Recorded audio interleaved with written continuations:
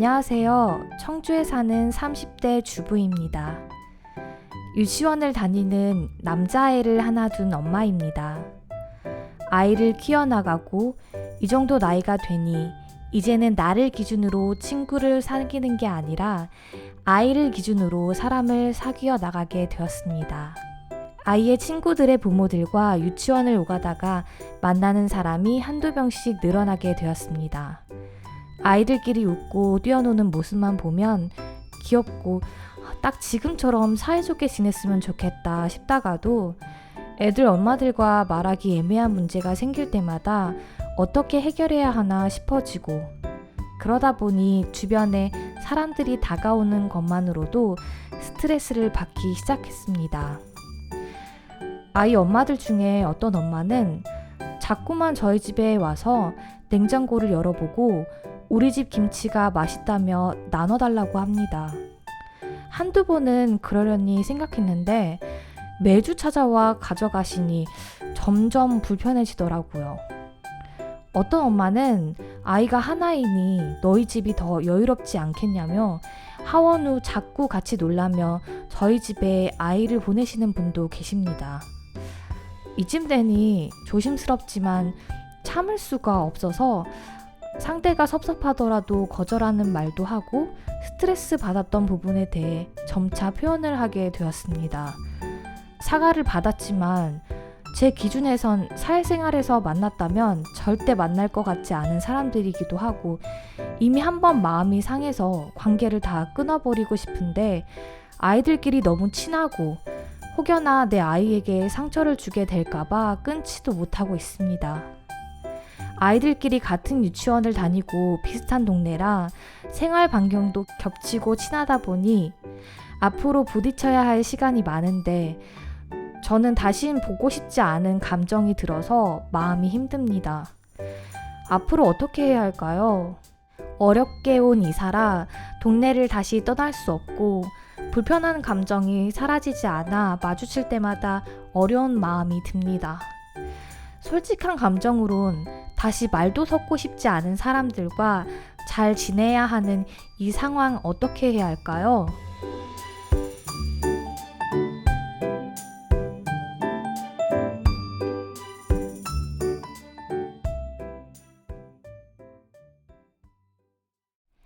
네, 사연자님의 사연 속 고민 잘 들었습니다.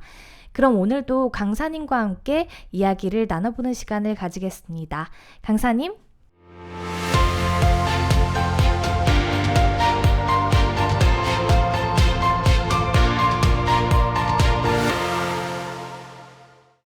안녕하세요. 마인드 교육 전문 강사 진민지입니다.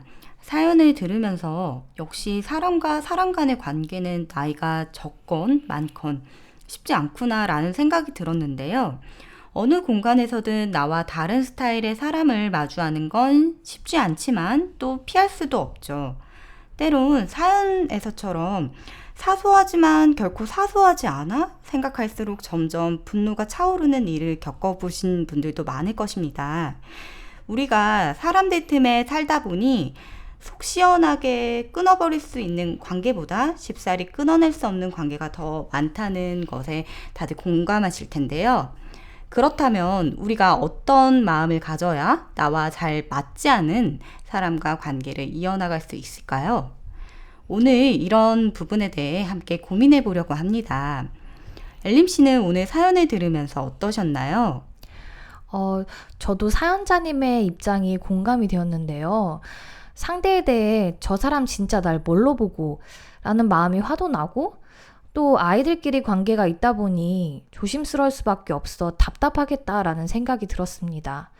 강사님 말씀대로 나이가 들면서 점점 사람에게 위로를 받고 도움을 받을 때 행복함을 느끼는 만큼 어려움이 닥칠 때면 좀처럼 의연해지기 힘든 것이 사람 관계인 것 같은데요. 어떻게 하면 나와 마음이 맞지 않은 관계의 사람과 함께 할 수 있을지 궁금합니다. 네, 싫은 사람도 좋은 사람도 교류를 하게 되면 이 사람에 대한 정보가 쌓이게 되는데요. 사람이 마음과 마음이 만나면 단순히 만났을 때 판단한 정보뿐만 아니라 맛을 느끼게 됩니다. 맛이요? 사람의 마음과 마음이 만나면 맛이 느껴진다는 표현이 참 재밌네요. 어떤 맛을 어떻게 느낄 수 있는지 궁금합니다.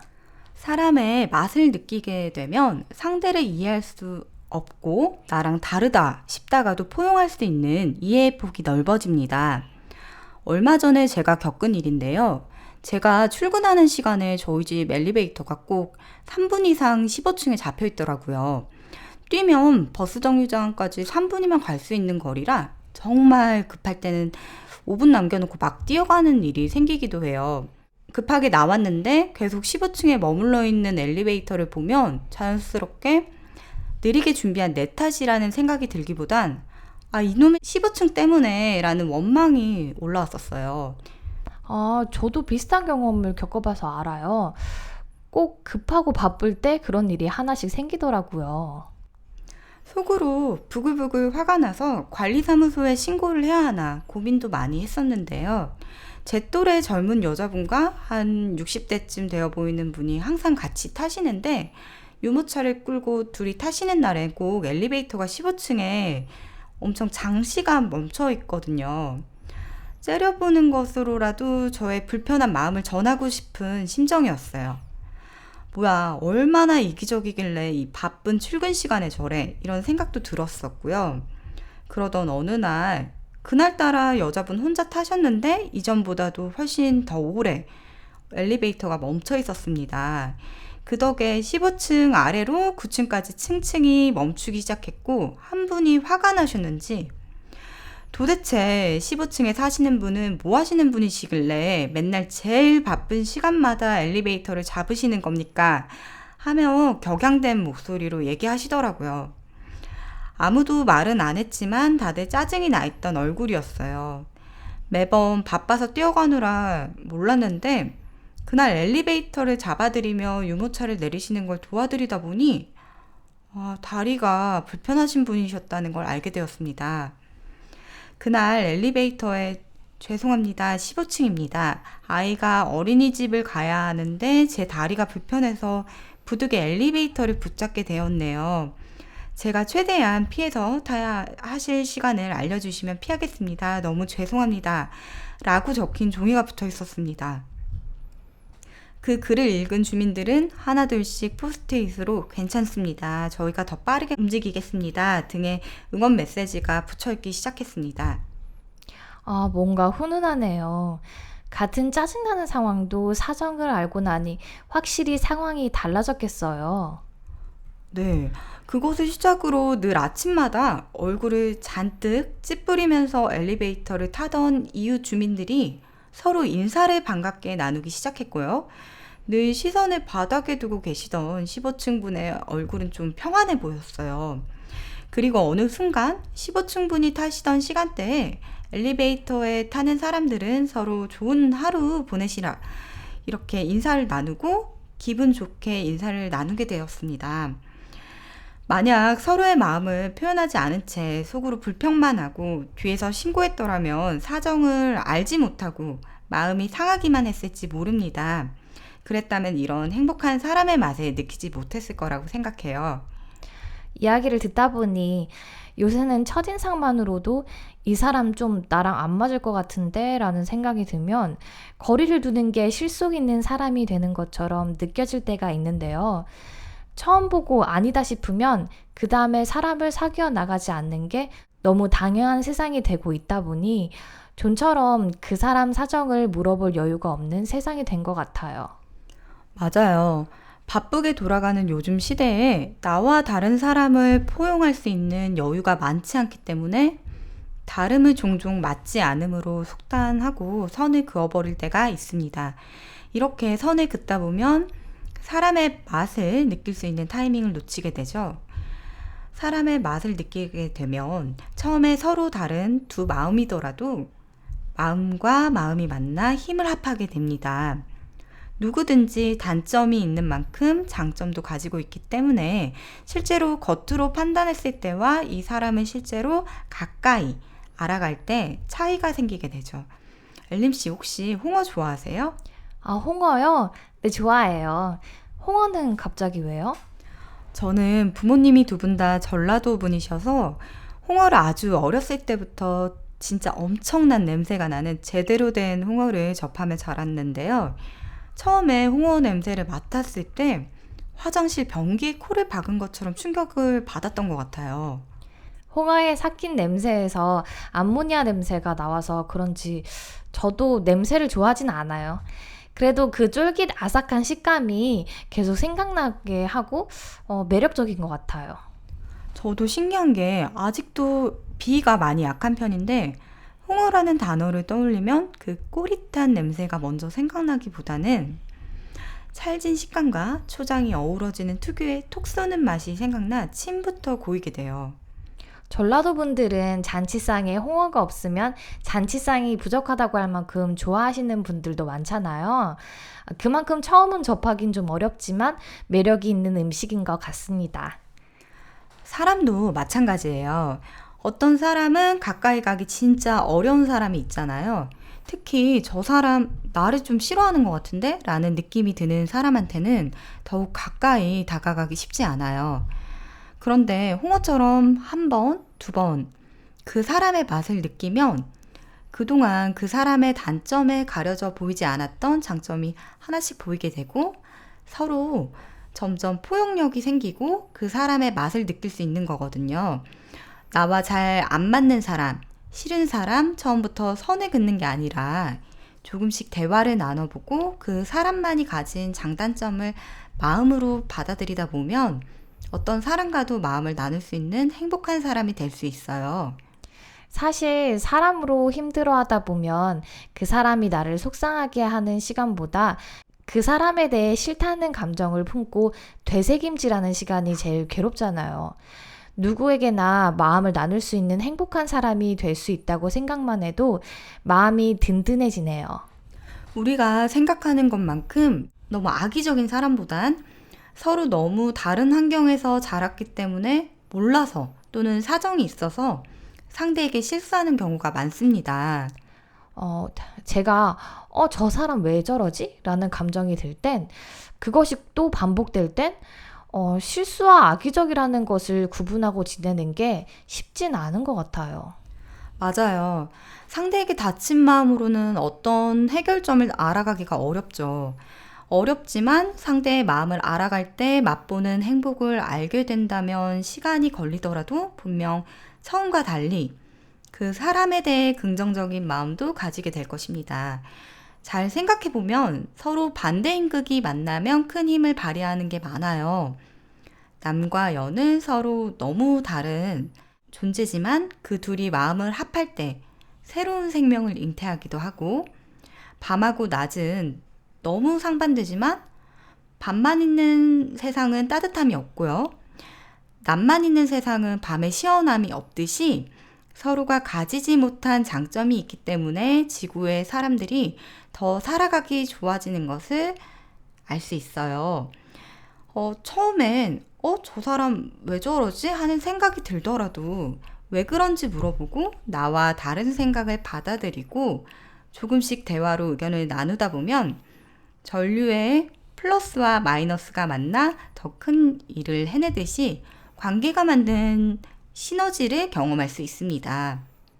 강사님은 혹시 어려운 사람과 마음으로 만난 사례가 있으실까요? 제가 결혼한 지 4년이 조금 넘어가는데요. 지금은 진짜 잘 지내긴 하지만 처음에 시댁이 너무 낯설고 분명히 잘해주시는데도 이상하게 시댁에 갔다 오면 돌아오는 길에 마음이 상하는 일이 하나씩 생기더라고요. 특히 명절의 마지막 날엔 남편이랑 싸우기도 하고 꿍해 있기도 한 것 같아요. 정말 어려운 관계면서 가까워야 하는 관계죠. 그런데 강사님 이거 방송에 나가도 괜찮으신가요? 지금은 누구보다도 가깝게 잘 지내고 있고 어머님도 이 라디오 애청자라서 괜찮아요. 처음에 시집가고 나서 몇 년은 잘 하려고 애쓰는 마음이 너무 크다 보니까 먼저 섭섭한 마음이 생기면 혼자 앓다가 나중엔 중간에 중재자 역할을 제대로 못한 남편 탓으로 돌릴 때가 많았어요. 예를 들면 똑같이 외출복을 입고 갔는데 뭔가 남편이 부엌에 들어오면 자꾸 외출복 더럽혀진다고 남편 나가라고 하시고 저는 일하고 있다거나 요리를 하고 있는데 자꾸 작은 아들은 고기 없으면 밥을 안 먹고 막내딸은 순두부찌개를 좋아하고 이런 말을 들으니까 기름에 전 부치고 있다가 나 여기 와서 뭐 하는 거지? 라는 생각이 들기도 했습니다. 이런 말하기 사소하고 섭섭한 일들에 뭔가 답답했던 것 같아요. 분명 잘 보이고 싶었던 마음이 결혼 초엔 컸었던 것 같은데 어느 순간 전화가 오면 피하고 싶어지기도 했고 먼 거리에 살고 계신 것도 아닌데 코로나 시기에 맞춰서 마음의 거리를 좀 많이 뒀던 것 같아요. 아, 그렇게 마음이 멀어진 상태였다면 뭔가 계기가 있었을 것 같은데요. 어떻게 서로 마음을 나누신 거예요? 재작년 명절 즈음에 제 시선에서 바라본 시댁이 불평투성이로 보였는데 불만의 해결을 남편한테 강요하는 것이 너무 지친다는 생각이 들었어요. 남편한테 화를 내다 나중엔 자책이 되더라고요. 그때 여러 가지 생각을 하게 되었는데요. 왜 이 사람은 중간 역할을 안 해줄까라고 생각을 하다가 깨닫게 되었어요. 내 마음에서는 문제인데 남편 마음에서는 문제라고 생각이 안 되니까 진짜 이혼 직전까지 이 사람은 뭐가 문제인지 인식조차 못하고 헤어지겠구나라는 생각이 들더라고요. 동시에 어머님이 나랑 있을 때 뭐가 문제인지 거리감만 느껴지시고 어떻게 해야 할지 몰라서 그럴 수도 있겠다는 생각도 들었는데요. 그래서 어머님과 대화를 시작했습니다. 마음의 교류가 대화가 정답인 걸 알지만 막상 실생활에선 어려울 때가 많은 것 같아요. 큰 용기가 필요하죠. 네, 그냥 잘 보이고 싶었던 마음이 있었을 땐 말로 못했던 부분을 직접 말씀드렸어요. 어머님과 마주할 때 시댁 식구 이야기보다 나와 어머님의 이야기를 주고받았으면 좋겠다. 기껏 요리는 내가 하고 있는데 시댁 식구들이 좋아하는 반찬만 말씀하시니까 자꾸 섭섭했다. 이렇게 그동안 섭섭했는데 사소했었던 것들을 직접 말씀드렸어요. 근데 이거 정말 별말 아니었는데 그 후에 어려운 관계가 확 허물어지더라고요. 그전에도 분명 잘해주셨지만 제 감정에 가려져서 안 보였던 부분이 훨씬 더 잘 보이기 시작했고요. 더 이상 잘 보여야만 하는 시댁이 아니라 편하게 마음을 주고 받고 마음을 나눌 수 있고 마음의 거리가 가까워졌습니다. 지금도 어머님이랑은 한 달에 한두 번씩은 남편 빼고 소소하게 맛있는 것도 먹으러 가고요. 둘이 여행 계획도 하는 등 관계가 확 바뀌게 됐어요. 요새는 맘카페에 시댁 문제로 참고 참다 폭발하는 이야기에 서로 공방전을 벌일 때가 많은데요. 마음과 마음이 교류한다면 갈등을 얼마든지 아름답게 풀 수 있네요. 네, 우리가 살면서 만나는 사람마다 그리고 상황마다 겪는 갈등들이 얼마나 많을까요? 사람들은 각자 살아온 환경이 달라 각각 어떤 마음을 가지고 있는지 표현하지 않으면 평생 가도 서로의 마음을 모를 것입니다. 사람의 마음은 마음을 먼저 열고 한 번, 두 번 대하다 보면 상대도 마음을 느끼고 서로 마음을 흐를 수 있게 됩니다. 요새는 소셜미디어가 많이 발달되어 있죠. 자신의 좋은 모습은 피하라고, 약한 모습은 숨길 수 있는 시대 탓의 영향도 있어서 마음을 서로 나누지 않는 것이 정상적인 삶처럼 보일 때가 있는데요. 이야기를 들으면서 오늘 사연자님도 힘들었던 마음을 나누게 되면 강사님이 겪었던 것처럼 상황이 바뀔 수 있지 않을까 하는 생각이 드네요. 네, 맞아요. 이런 말 해서 치사해서 어떻게 해 라고 끙끙 앓지 말고 조금 치사해져 보는 것도 방법인 것 같아요. 작은 말이 쌓이면 더 단단하게 생각과 감정이 뭉치게 되는데 나중엔 어떤 것이 시초였는지 기억이 나지 않을 정도로 감정만 남게 되거든요.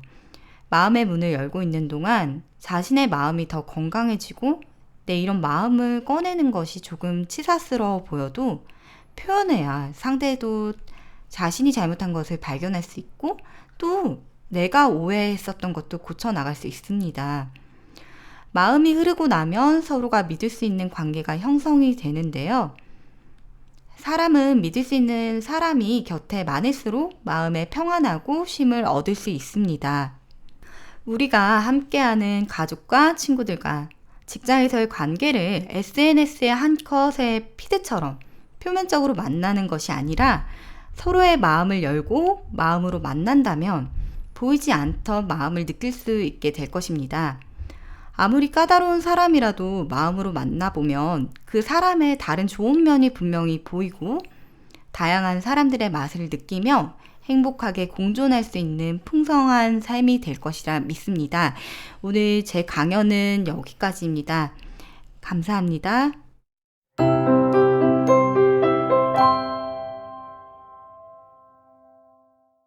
네, 오늘은 사람의 맛을 느끼는 마음이라는 주제로 이야기를 나누었습니다.